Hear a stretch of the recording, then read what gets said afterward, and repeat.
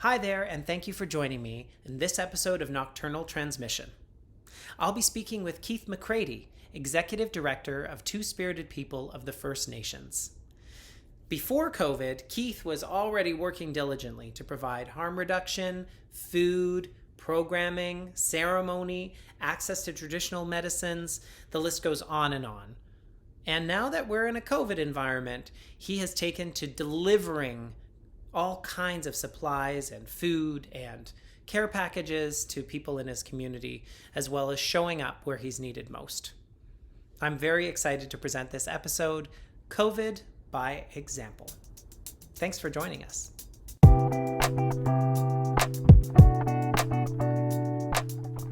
Hi, Keith.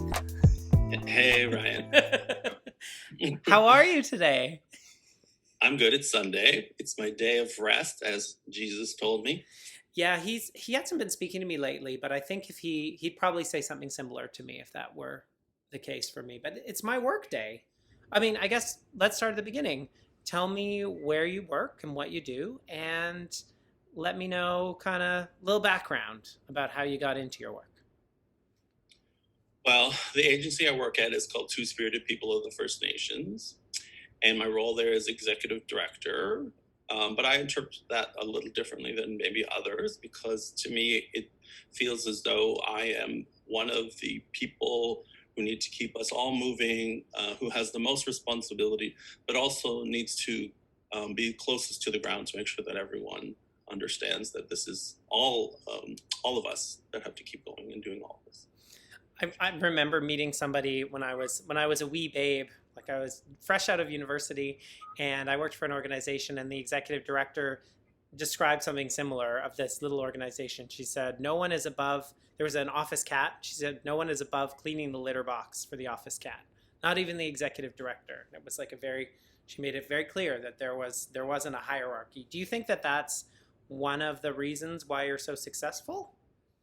Well, I think I have a very similar motto to that. In fact, I say to people, no one is above taking out the garbage, but is that really the best way to use my skills and talents and yours? So I kind of let people figure out, who would be better off to do roles, instead of saying we all should do this role, because there is roles that, are better off for other people in what they're currently doing in the job. Right. And now when a lot of organizations are really struggling to figure out how to stay relevant and stay connected to community during COVID, tell me about your doing. Well, what we're doing is making sure that we look a little differently at our community and how we could serve as the community. And so I think the first thing that happened when COVID, we heard about COVID and we closed the office down. We actually closed the office down 2 days before the rest of the community. And it was because, through my type of leadership and kind of having a safety lens, I was going to do it regardless of what the community decided. And I think it has a lot to do with leadership hasn't really, done very much for the Indigenous community to make us trust them. And so I was like, I'm not going to trust what they say. I'm going to do what I know we need to do. And so we went home, and then we were very, very nimble and said, well, what are we going to do to make sure we keep connected as a team? And what are we going to do to make sure nobody gets left behind? And that's kind of where we started with that. And then within 3 days, we were delivering food hampers to community members. Wow. And the food hamper, so what's in a food hamper? Well, what's in the food hamper when we first started is very different than what's in the hamper now. Okay. When we first started, we really went into the grocery store and we're like, how many people signed up? And we just shopped for those people. And since then, it's become quite the machine. But also, we're using the resources we have to set a good example as far as healthy eating, different choices as far as what we could do, doing the bulk of the grocery shopping for people so that they actually stay home versus handing out gift cards. We feel that we're doing a better service for people because we take the message of staying home, to seriously. Yeah. not that other people don't take it seriously, but I just think we have a very holistic kind of lens. We know that not everyone has the same accessibility to go to grocery stores, including Yeah. how they're going to get there via TTC, Yeah. how are they going to get home, not Uber or taxi, and so we really want to do all the hard work for our community to encourage them to stay home, but also model that we're here to support them, and that's what our job is. And so pre-pandemic, Two Spirits did a lot of events. Like what is your mandate at Two Spirits for the Indigenous community in Toronto? Well, the reality is, when I came to Two Spirits, I tell this story every time, is that I didn't apply for the job. They asked me, and it was me coming to the role. I heard what Two Spirits has done in the past and kind of where they're at, and I really wanted to change the way that we looked at the Two Spirit community, because the agency really focused on HIV. And so when I came, I looked at the mandate and kind of interpreted that in my own way, including who we service. When I arrived there, it was servicing Two Spirit people who identified. But to me, I think being a part of a Two Spirit community involves everyone. So I don't think we could separate that, because community, is everyone who wants to belong. And so we allowed members to redefine what it means to be part of the Two Spirit community, and so that included people who are non-Two Spirit, who are Indigenous, who are Inuit, who are Métis, and who also are part of the larger 2S LGBT community, and might not necessarily identify as Indigenous either. And the reason is that we know our family extends. Like my partner, or your friends, could be the people who are your family, and so Yes. why wouldn't they belong to this community? Oh, that gives me like all kinds of warm fuzzies. um, and it sounds like common sense. It sounds like you're applying how you think and feel and how people that you care about think and feel to the mandate of an organization. But that's quite rare. Well, I think I learned a lot in my previous role. It was in a larger agency that had this kind of hierarchy structure. I had to work in that, but also I was given a lot of freedom to kind of build community in Scarborough. And so I inherited this little hub, and we just kept expanding. But then also my role kept expanding. And so I saw the power in knowing what everyone is doing and how to complement each other, and almost to some extent force people to work together. Where normally they would be in different silos, and this different type of leadership would have to try to work together. I knew that it wasn't very easy for people to work together unless they had to, and leadership directed them. And I know how disconnected leadership can be when an agency is larger. So I thought this community could really benefit from all of the knowledge that I got, for as the way I saw how to connect people, build community, make sure that people feel involved, but also be quite aware of what the needs were. And so, and you're kind of living and working out of your home in Scarborough, which is far from the downtown core. But would you say that the community that you are touching into is downtown Toronto, or is it in Scarborough, or is it all over kind of the greater Toronto area? Actually, most of the members we serve are all over Toronto. And so, like, for example, when we deliver food hampers, there's a large amount in Scarborough, there's a large amount downtown, there's some in New York region, and a rare few in like the Etobicoke area. So that's where most of the members are. But if we open up our programming to the Two Spirit community throughout Canada, and we do that when it doesn't necessarily take out resources from us, meaning it doesn't cost us money, so we open it out to things like virtual programming, etc. And then we have members from all over Canada as well. Wow.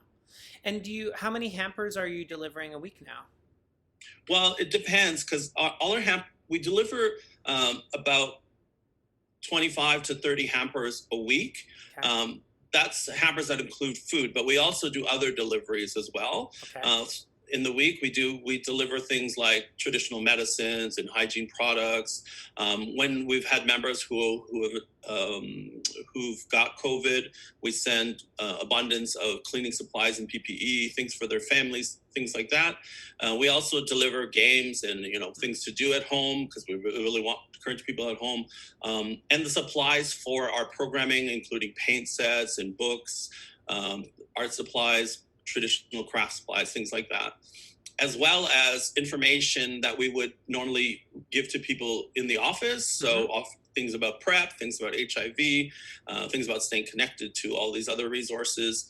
And then we also give resources on COVID and resources on other agencies. Wow. So it's kind of like you're bringing the services and the programming that you provide to people's doors. Right. Yeah, go ahead. Well, that's what I mean. So I started delivering the hampers at first, and it took mostly because I wanted to keep my staff safe. I thought, if anyone's going to take the risk, it should be me. But also, I understood I needed to learn how to keep us safe, and so it was all trial and error what we could do. But I also knew that I wanted community to see my face and say, "Hey, we know what you're going through.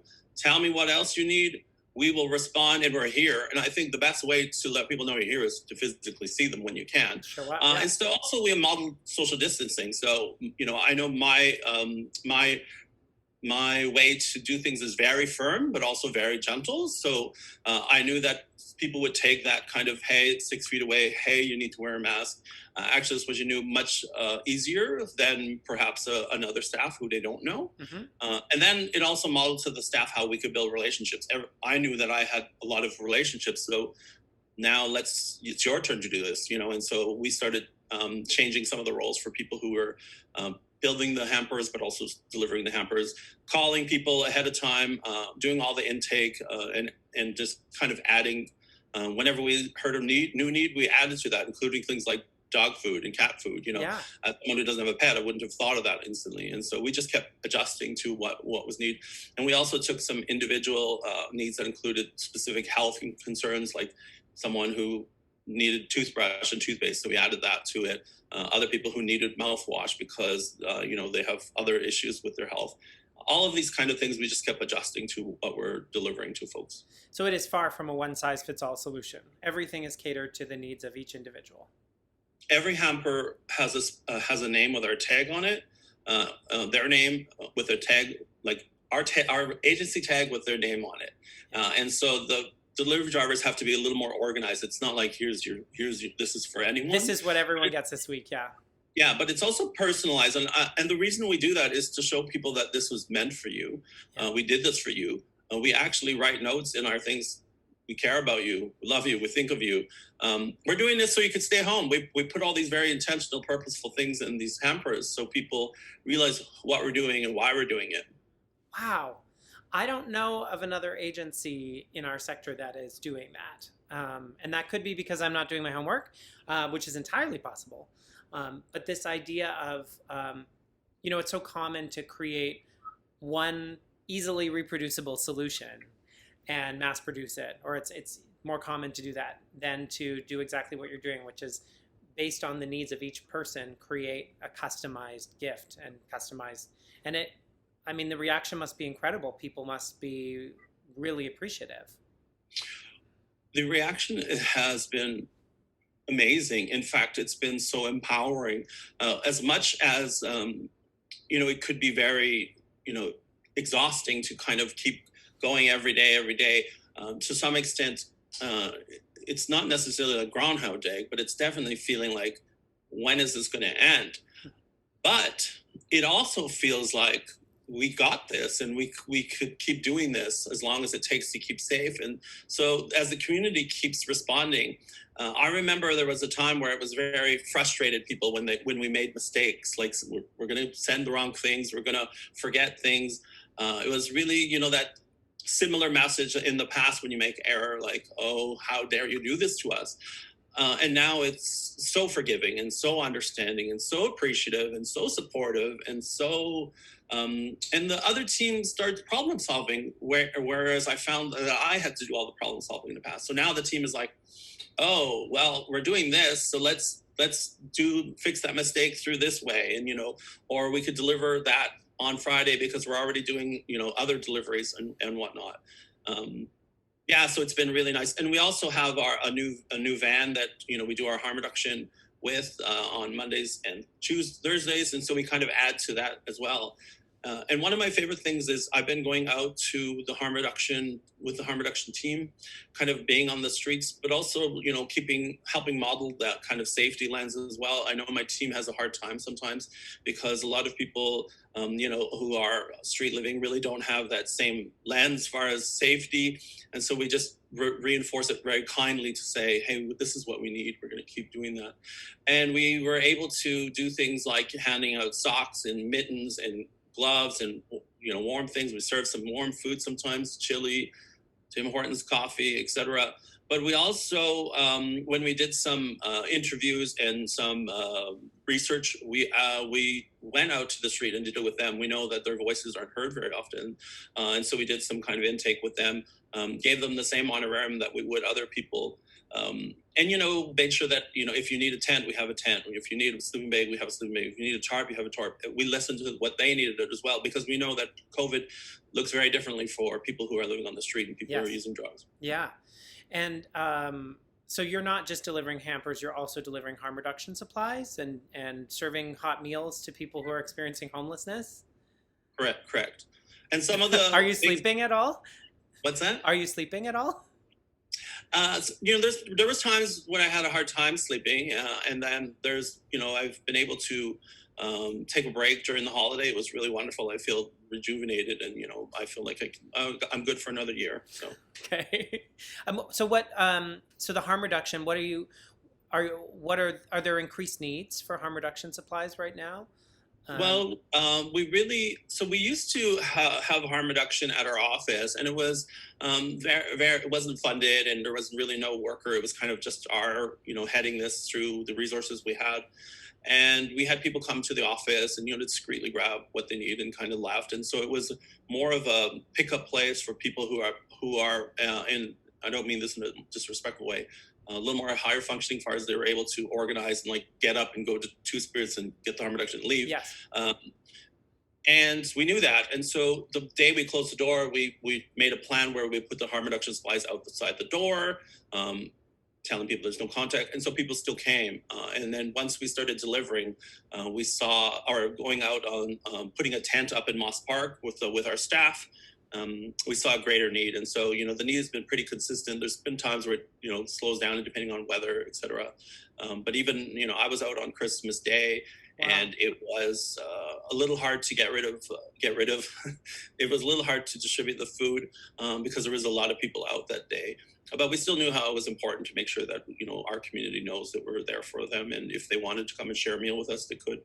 Wow. That's why we're here. We're here to make sure that we impact people and make people feel like someone's there for them. And we're definitely doing that. My staff is out there consistently. We haven't missed, a Thursday or Monday. People rely on that. And so we know that we have to come out and show up to make sure that people feel heard. And, we do case management right on the spot. So if someone identifies as Indigenous, Two-Spirited, we're like, come and talk to us over here. Here's who our agency is. Let us know when you're ready. We don't assume people are ready just because we're ready. And so we also don't assume that people are going to take the choices that we give them just because we think they're better. We are here to give people choices and access to resources, not to tell them what to do. And I think it's that message that is making people feel very safe with us. Right. Well, it's a consistency that you're showing up and you're showing with your actions and not your words what your intentions are. And I mean, it makes me trust you. Well, that's good. I showed up today. You did show up today. I really appreciate it. So just like a little bit of background, how did you get into this work? Well, I mean, everyone has a story. And so when I tell people, if you want to work with Indigenous folk, listen to the story. But my story is quite long, so I won't tell you. You can search around. You can find me telling some speech on some platform telling a story. And so it had a lot to do with my childhood. I was a young person who knew I was different. And I knew that was a positive thing. And I think I built a lot of confidence from looking around for me, knowing, that's not what I want, but I'm going to do something different. And so when I showed up and went and graduated high school, I knew that was my way to leave my home community, which, wasn't doing too well. And was outside of Thunder Bay, Ontario? It was north of Thunder Bay, Ontario, yeah. And so I moved to Thunder Bay and everyone pushed me to go to university, because that was the only way, right? And so I did go, and I ended up getting an early childhood diploma much later. But I knew that once I got it, that this organized educational system really wasn't for me. I've never been to school since I graduated, and I don't necessarily appreciate the way that a lot of people believe that organized education is the only way to learn. And so I knew that I could learn by listening. I knew that I could learn by doing. I knew that I could learn by sharing who I am and telling my story and reinforcing all of these things. And so I got into this work because as a young child, I didn't have a great experience, and I wanted to stop and support other children, never want a child to feel the way I did. And so when I started working in early childhood education, it really was my passion. And I worked with children for many, many years, almost 20 years. But the agency that I was working with kind of expanded my portfolio. They just kept adding, here's youth department, and here's You can seniors, obviously do this, so now do this too. yeah, you could do it, you could do it, you could do it. And I could, and I really embraced that. So I started liking the work that I did working with families. And I also, have a different early childhood philosophy where I believe a child has to fit in our life, not the other way around. And I think that comes from my understanding of, really what early childhood education is. And so when you say a child fit into your life, what do you mean by that? Well, a lot of times people, when a child is born, they want to figure out like how can they fit around this child's life as they grow up and become a young child. Whereas my philosophy is you are already here, they're the visitors, so they need to fit in your life. And so I think that's kind of the way that I think of things, but also knowing the way people believe, there's this kind of family, what family means, and to redefine that, because as soon as I got older, I knew that a lot of young Indigenous, gay, queer folk, were not welcome in their own community, in their own homes. It wasn't necessarily my experience, but I knew it was a lot of experience around me that had a lot to do with, the introduction of kind of European Western ideals of what gay is, that doesn't belong, and this homophobia and stigma, etc. And so as I started working with young people in my role and adults, and got to see things, I started, working in housing, and I started working with human trafficking, and I started working in youth justice, and so my portfolio just kept growing and growing. I thought, great. And I got to learn all these things. I got to learn finance. I got to learn HR. Well, I know what I'm ready for. And I wanted a role that was more impactful. And so I did, I left the agency and kind of ended up here at Two Spirits. And to me, it was something that, this is exciting. Two Spirits was an agency that was already established, and they had a great reputation. They were struggling when I arrived, and I knew that we could do something better and do something that's going to impact the community in a more meaningful way. We know that, Indigenous people score so poorly in the social determinants of health, but we also know so do 2S LGBT community, and so Yes. do people who use drugs, and so Yes. do people. And so when you add this group of people who check all these boxes, who needs you the most? People living with HIV, people, all of these folks that come in our room really need us and really need our support. They don't need our help. They need us to walk beside them. And I know that that's what I did best. I never feel like I'm here to help someone. I feel like I'm here to walk beside them. I see them in my circle. They are as valuable as I am. And I think the role that I have is to make sure that I support people to see their own value. Is this how communities are built? Is this the secret to engaging and keeping people safe and improving their health? Well, one of the things that I like to do is be a model. And so I don't like to do anything that I don't want to tell people what you should do if I'm not doing it. And so one of the things I created was to make sure that I'm accessible to people. I know that leadership, even in my previous role where I was, considered upper management, I still didn't have access to the leadership the way that I wanted. Can you imagine how people feel who, in this hierarchy are at the bottom? And so I wanted to make sure I'm accessible. So any member could message me right now. And then I make the choice of when I respond or when I don't respond. And that gave a lot of people a lot of faith and that I'll be listening, that they're heard. But it also lets them be heard. What do you need? What is the problem? How can I solve this? And I think it's a lot of responsibility. And I could see how, to some people that would be a lot of boundary kind of blurring. But to me, it's very clear because I know what my role is as a human being, but I also know what my role is as an executive director. And those overlap. But sometimes one takes precedent over the other. And that's kind of how I find balance in myself. Being a human being is what drives me every day. And so who am I to say someone messages me at Sunday at 3 p.m. That's my time? Well, my time is being a human being. So Right. It makes sense to me, the kind of logic that I have. But it's something that I look forward to, is kind of modeling like new ways to do things. I consider myself very innovative. I recently had an ED town hall where I said, I want to be accountable and transparent. Come and tell me how I'm doing, like me, not the agency. Tell me what you want and tell me how I should do it differently. Ask me any questions. Tell me what you want to know. And at first I thought I was a little disappointed. I didn't get kind of what I wanted. I didn't really get a lot of constructive feedback. I didn't get any constructive criticism. It was a lot of praise and a lot of thank you. And here's a couple of new ideas, which we already kind of heard before and we're planning to kind of follow through with. But it helped reinforce that we were doing what we were supposed to do. It also helped reinforce that I'm doing what I'm supposed to do. And I think it gave people a lot more appreciation for my leadership and, understanding that I'm going to be there and I'm going to be accountable and I'm going to be transparent. And I do have an answer, but I don't always have to tell you what the answer is. But if you really want to know, I will. Yeah.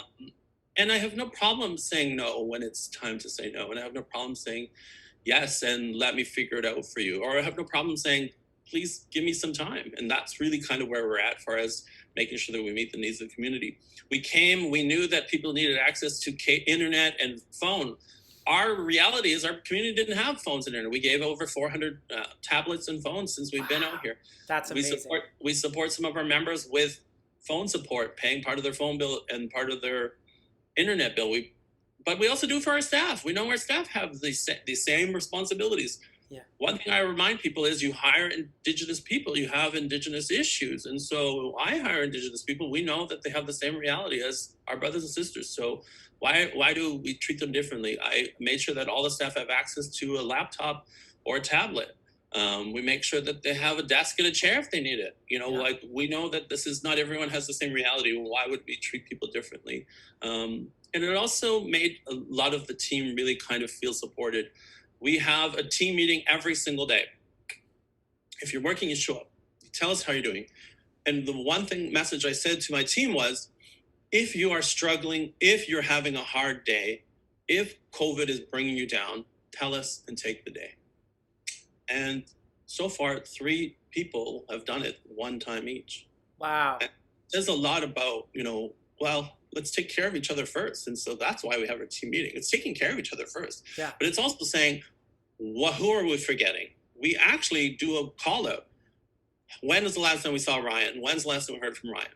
Reach out to him. So this reaching out has really been making people feel connected as well. Wow. We also do a monthly mail outs where we mail out information to members, about 100 members a month, a newsletter. And in the newsletter, we're like, what do you want to talk about in the newsletter?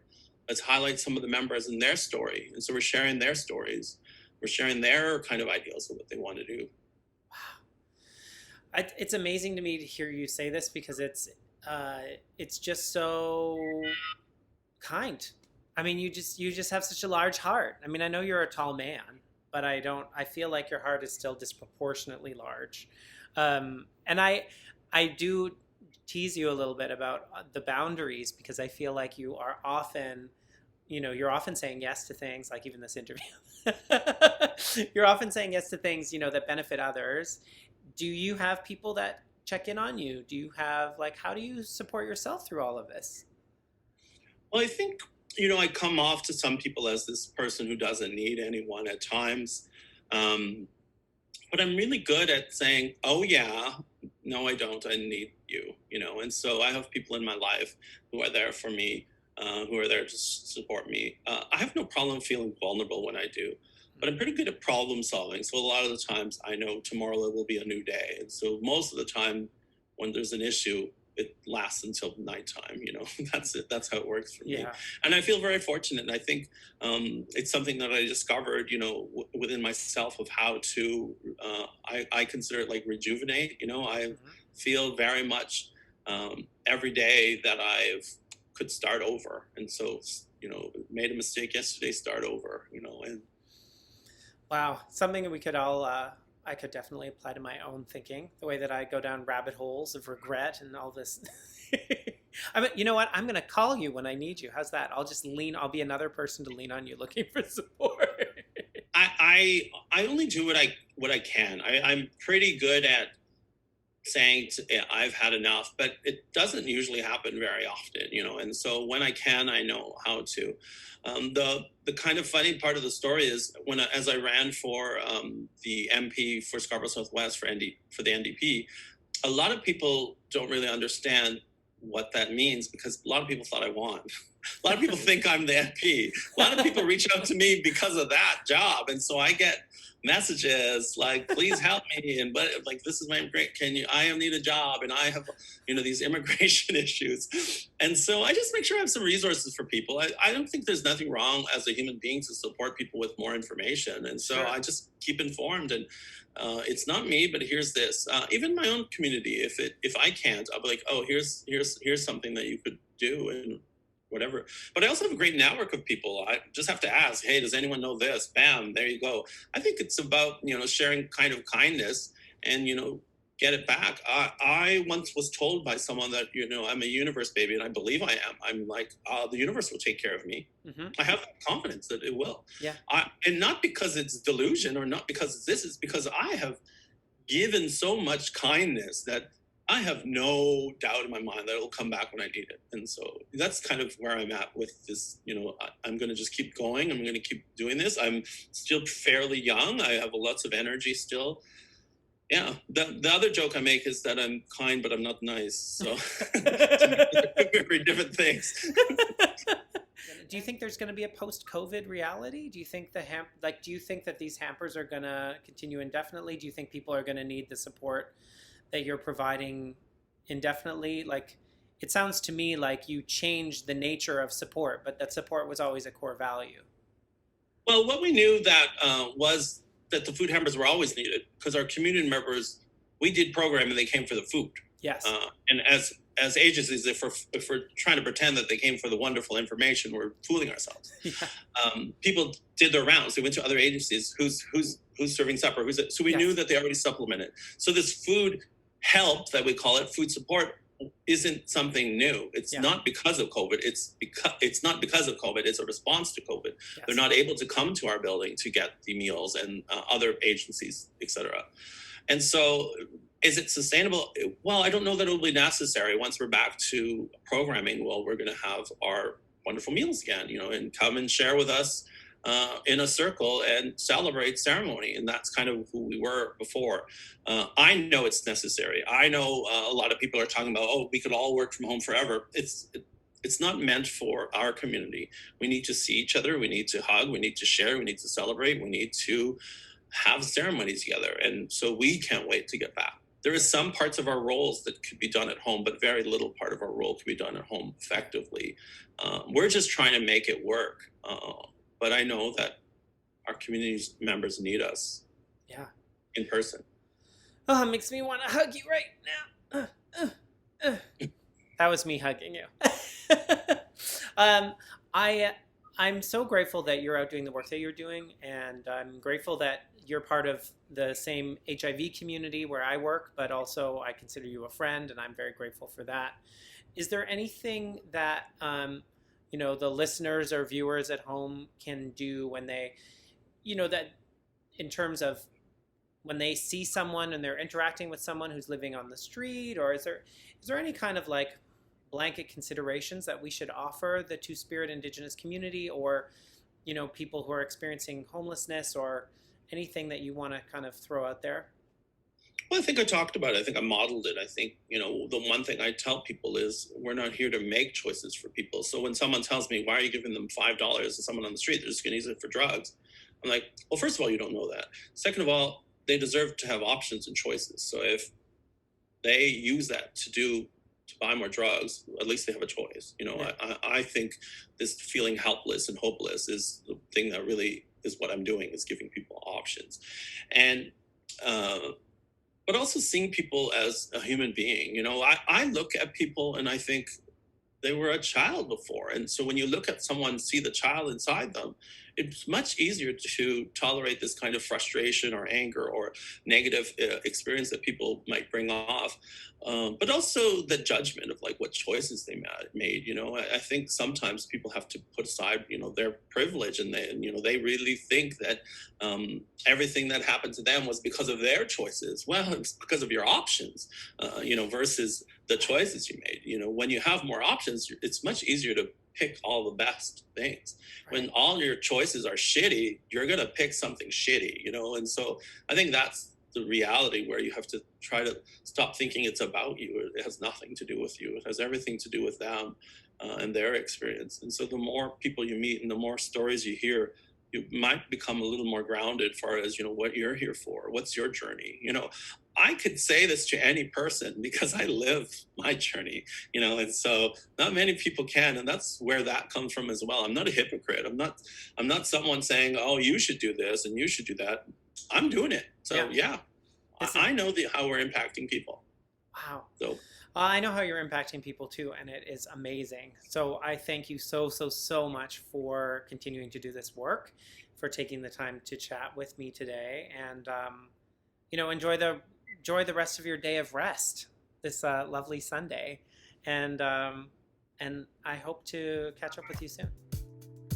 Yeah, thanks, Ryan. Thank you very much, Keith. See you later. Bye.